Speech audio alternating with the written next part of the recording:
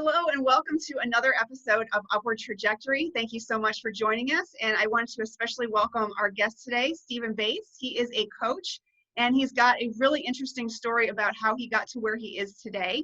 And I will kind of, without stealing the show, let him introduce himself and kind of go into that a little bit more. So thank you and welcome, Stephen. Hi, thanks for having me on. I really appreciate it. So what do you want to know? I suppose, as you say, what got me into what I do. The thing Sorry. Oh, so please go ahead. Yeah. The thing that really fascinated me, I'm talking half my lifetime ago. I'm 52 now. So 26 years ago, I started my first business as a physiotherapist.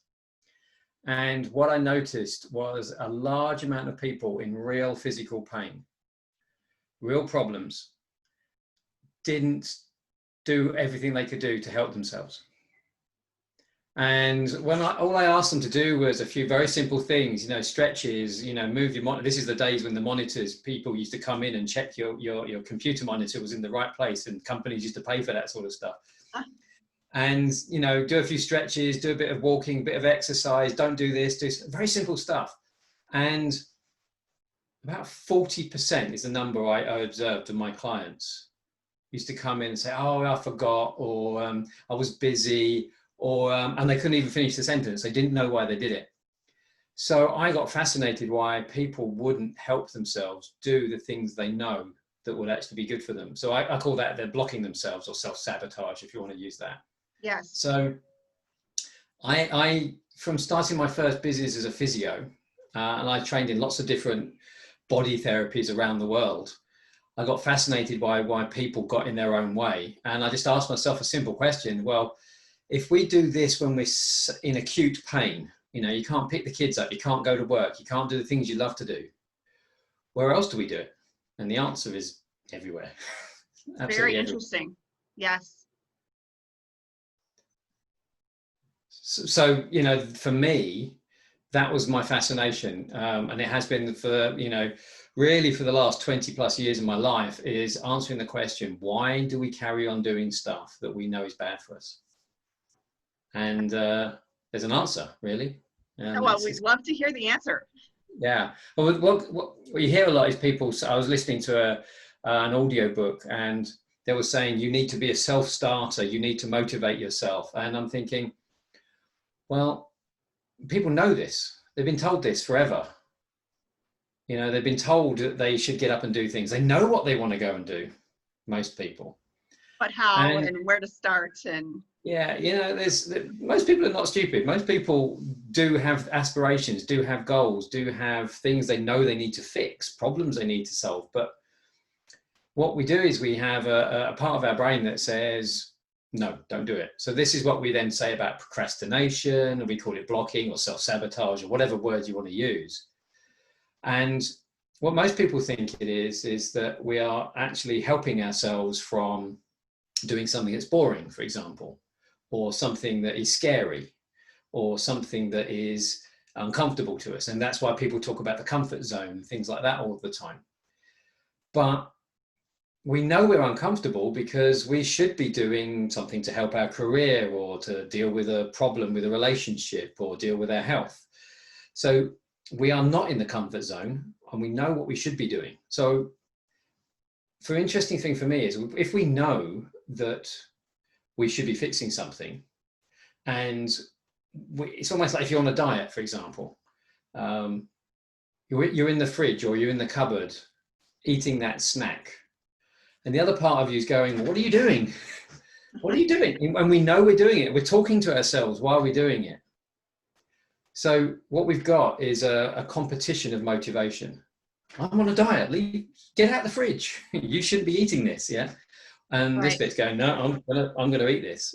So whatever it happens to be, whatever the conflict is, we all identify with the conflict. But the 40% of people, and it's a pretty, the consistent number right across the board on almost anything, 40% of people have a chronic enough problem with their self-sabotage. The discussion in their head is a big enough discussion, or big enough argument for them to know they want to do something, but they won't let themselves. Yeah. So confidence. They talk about fear of failure. Fear of failure and being seen to fail makes it way worse. So public failure, hence why people don't like to be judged or criticized. That's another one. Or, you know, what people think of me. So there's lots of reasons, but it actually comes down to one thing. It's not just about trying to avoid the pain or the humiliation or the loss, or I'm going to spend some money and it's going to go wrong and I'll lose it. It's actually a happiness strategy. So the bottom line is happiness, and we're driving ourselves to happiness any which way we can. Any which way we can. Interesting. Okay. And I've worked with thousands of people, and I test this out, and I actually say to them, this behavior you're doing is to make you happy. And they look at me as if I'm crazy. And when I first started saying that to people, I didn't say it in a very good way, and I was too abrupt usually. And they said, "You're an idiot, Stephen. Of course I'm not happy. That's why I've asked you to help me." So I thought, okay, I need to explain this in a better way. But what I do with my clients is I actually prove it there and then in the session, in the first session. And when they realize that it's true, it puts a whole slant on why we don't let ourselves do what we want. So, and it seems really, you know, hard thing to ask and to think about, but even suicide is a happiness strategy. And that's so extreme with people. It's like, how can it be? Because you're dead. But actually, that's the logical you knowing it's a bad strategy. That's the real you, as I call it, saying, well, I know avoiding paying my credit card or avoid having that conversation is bad. We know already.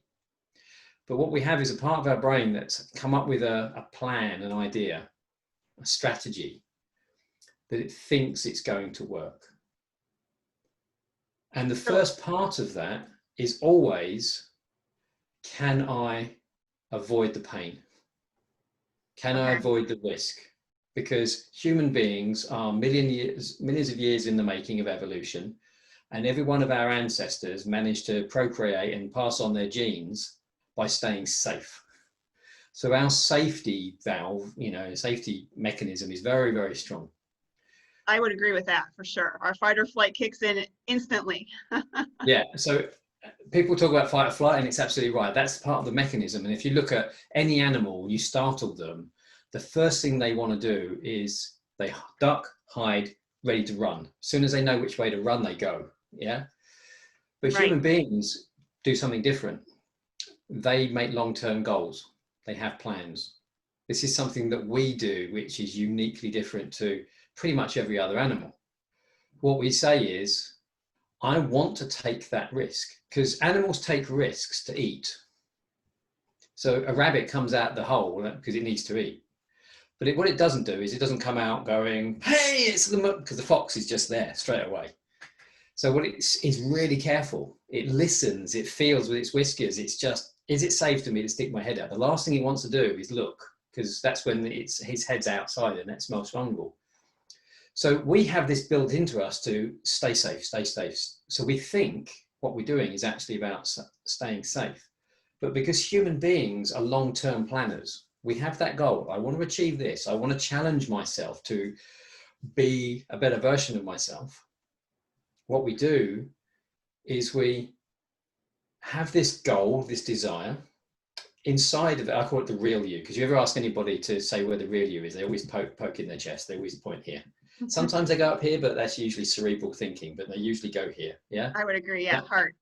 That's why I say heart. That's why it's the metaphor of the heart. Yeah. So the real you does goals, and it does, hey, that's scary, but it does it in a reasonable balance, and that's just normal decision making.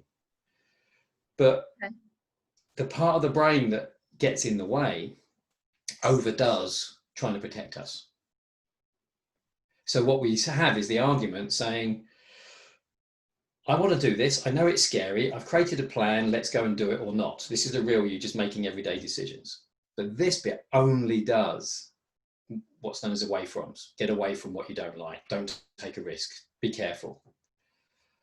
So the risk adverse part of the brain is pulling us back from getting and being the person we want to be, is what you're saying. Exactly. Yeah. Okay. But this part actually is hyper risk averse, But when you follow through the process, and I've done this with hundreds of clients, and you just take them through the whole of the strategy they've got in their unconscious mind, this is not conscious, they don't know they're doing it. Every single time, it always ends up so they can be happy. Wow, that's a pretty profound statement. So can you walk us through, you said you've done this with hundreds of clients. Can you walk us through a case that, you know, you don't have to name names or anything, make it vague, but just kind of so we can understand, you know, where they came from, the transition, the transformation that happened, and then where they came out. Okay, so most people's process is between 20 to 70 steps. That's Okay? a lot. That's a lot. But I'll take you through a client who had quite a short process because it's a useful one. Okay, So great. she came to me because she was overeating, comfort eating. So she knew that. She had a problem with this for years. She called me and said, I need your help. I met up with her and we started chatting, and then the comfort eating got forgotten about. She hardly mentioned it. She started to talk about having panic attacks. So she's been to the doctors, she's on medication for panic attacks, and she hates them. And they've increased over the last 6 weeks or so a lot, but she doesn't know why. So I asked her a very simple question. What's the benefit of having a panic attack? Ah, Yeah. yeah, And very good. logically, your brain goes, Stephen, you're an idiot. Because that part says, this is why I phoned you up. And she literally was one of these people who said, I phoned you up to get rid of them, not to ask what's the benefit. So, okay, so the real you knows there's no benefit. That's why you contacted me. And this is why people, I just got a sideways thing here. This is why people say they got low self-esteem, seek out help to get better self-esteem, because they know they've got low self-esteem. But then I asked the question, if you've got low self-esteem, what drove you to pick up the phone? So You must be. they know better, but they don't know why they're falling back into these patterns. Okay, so what it is, they know they have self-esteem because it's the real them that says, I deserve more than this. Okay, so there's a conflict. There's a conflict. So when this part of you, the real you, is running your life, you have no problems with self-esteem. When this is running your life, this says it's bad to have self-esteem. You're not good enough. You're not smart enough. You're not clever enough. You're not something enough. Yeah. Yeah. So whatever part is running the show, I have self-esteem. No, you don't. It's dangerous for you to have self-esteem. Because if you had self-esteem, then you could go for a job and then get rejected. Right. So the lack of self-esteem is helping them to make sure they don't get rejected. So there's a purpose to having low self-esteem. Now, if I go back to that lady, I understand this is what I call emotional logic, and it's like a little staircase. So I asked her, what's the benefit of having panic attacks? So the real her is like, there is no benefit. Go away, you idiot. Yeah. Why am I paying you? And then I said, go and listen to the part of your brain that wants to create the panic attack. She goes, I don't want to create the panic attack. I said, I know. This bit doesn't want to. This bit doesn't understand. This bit doesn't know. It's like looking in your computer for pictures and you're looking in the music folder. You're looking in the wrong place. Let's go and look at the part of the brain that has the idea that this is a good idea.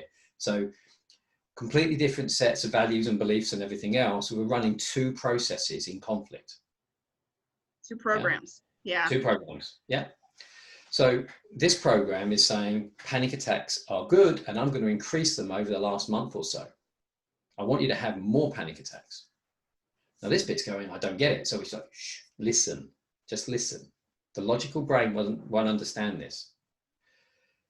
But when you listen to what this is doing, you'll understand. For the first time, all of you will understand and you can have a conversation about, is this a good idea or not? So this is what I do with people.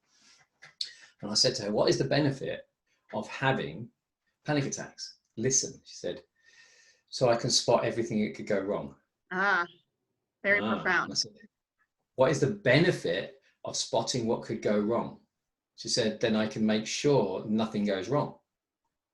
Protection mode. Yeah. What's the benefit of that? And that's what people think. Oh, it's there to protect me. But this is where you go. This is when you keep going. This is when the revelation. This is my life's work. What's the benefit of making sure nothing goes wrong? I won't get criticized. What's the benefit of not being criticized? I can relax. Instant state change, all the emotions, all the fear goes. Because every step, every thought you have has a different emotion attached to it. You move from Emotions one are bit, very strong. yeah, and it moves from Yes. one to the next. But the moment you change your thought, the emotion changes with it, because the emotion is there to tell you about what you're thinking. That's the purpose of emotions. Emotions are there, they're a language of the unconscious mind. They're a communication system. They're not behaviors. People use them as behaviors, very bad. As this woman was doing, panic attacks, she was trying to spot things. Emotions are chemicals, electrical signals. Behaviors are what you do. So people confuse the two very dangerously. This is why we get into trouble. So she was using fear as a behavior of how to spot things. But actually, that's just her eyes spotting stuff or listening for what people were saying. So when we use emotions as behaviors, it's dangerous. When we use them to pay attention, and it's like, think of emotions as the ringtone on your phone. Your brain says something at the unconscious level. We tap ourselves and said, hey, conscious mind, pay attention. What is it I need to be paying attention to? There's something I'm thinking about which is sad. Okay. Oh, okay. Thank you for telling me. That's what emotions are really for. So when we are listening to the emotions, we get to hear, we go, now what do I need to do about it? That's a decision and a behavior. That's how you deal with things. But when you've got this part of the brain running, using emotions as behaviors, and 95% of people will say the job of fear is for protection. It's impossible because it's an internal chemical system, electrical system. It's not a behavior. You can have the most fear you like standing in front of a lion. You can be petrified. It's not going to protect you from being eaten by a lion. So, because it's internal. So it's a whole series of things you think and do that's going to protect you from the lion. And having fear is just one of those, about 6 parts. So when she was using fear to be able to spot things, she was using it as behavior. Then if she spotted things, then she can make sure things didn't go wrong. So guess what? She put in lots of hours and effort to make sure nothing went wrong, because she was, what about this? What about this? What about this? So she's creating imagination of things that go wrong, making sure they're okay. So the more Which things she, reinforces it. yeah, exactly. So the more things she imagines, the more real fear she has, because even though you imagine something, the fear is actually real because the chemistry is real. Absolutely. Yeah. So imagination makes things real because the chemistry is real, even though the horror movie on the television we know is fake because we're watching a television, but we still feel real fear, and we're meant to, unless it's a rubbish film. So she then could spot what could go wrong, make sure nothing can go wrong. And the purpose of having those panic attacks was to not be judged for things going wrong. And if she's not being judged, relief. And I said, Okay. what's the benefit of knowing you're not going to be judged, having that relief? She goes, I can go home and be a good mum for my kids. And what's the benefit of that? Then everyone's happy, everything's working, and I'm shorten it down a bit, I can be happy. So she was creating panic attacks to be happy. But what we tend to notice is only the bottom bit, which is there to protect us from whatever. And we never go through the process. But it's so illogical, the logical mind will never get it. But there is a process. Every single person, there's a process. And every single person at some point, whether it's 5 steps, which is really unusual, 70 odd steps is very unusual, but between 20 and 40, 20 and 50 is quite common. And what you'll find is that 90% of a person's problem behavior, all the different things they do, all the things that concern and worry them are in there somewhere. Wow. But always ends up at the top at being happy, specifically being happy, being who we are. Something like that. So it's emotionally driven, that we want the sense of happiness, of calm, of, just that feeling of just no stress, nothing, which a lot of people would equate to happiness. So that makes a lot of sense. Wow, Yeah. that's really incredible. So I love your story. I love her. I'm assuming that she's happy now and she's worked through her issues and she's becoming her authentic self. Is that correct? Yeah, well, she realized, well, here's the really important thing. She did amazingly well. She dropped the weight. But here's the thing, that what triggered it was, and if you remember, I didn't talk about the eating in that point. In this strategy, it was plausible strategy. There was no eating in there, was there? No. Yeah. So the benefit of the eating was to make herself feel better from the panic attacks. The more panic attacks, the more she wanted to comfort eat. But if she took away the food and went on a diet because she felt terrible and was going to get judged, then the panic attacks make her feel really bad. So she had to keep the panic attacks to make sure that she didn't fail in what she was doing. But then her strategy for coping with the panic attacks was to overeat, and that's why we call it comfort eating. So if she had a stopped, coping strategy for her coping strategy. exactly, and most people do. And the thing that kicked it all off wasn't a trauma. It was actually her boss gave her a promotion. A major change in life. So, well, not just a promotion. Hey, well done. Can you look after my business because you're really good? So now she had more responsibility, so she could fail more, and therefore that's why the panic attacks went up. Yes. So wow. It doesn't have to be a trauma that kicks this off. It could be anything. Yeah, and the root, when you dig down and you find the root, that's just so amazing that it comes down to just, a couple things, and it's all emotionally driven. And from a negative side, it's fear. From a positive side, we're trying to get to happiness.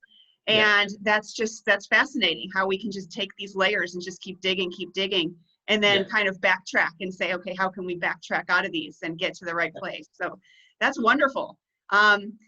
I'm fascinated learning all this, and I would not, I completely agree. I've done down a very similar path, and I've, deconstructed a lot of background programs myself. And I think that the root is definitely emotion at the end of all of them. So if people want to reach out and contact you and want more information on how to find you as a coach and maybe want to work with you, how would they go about doing so?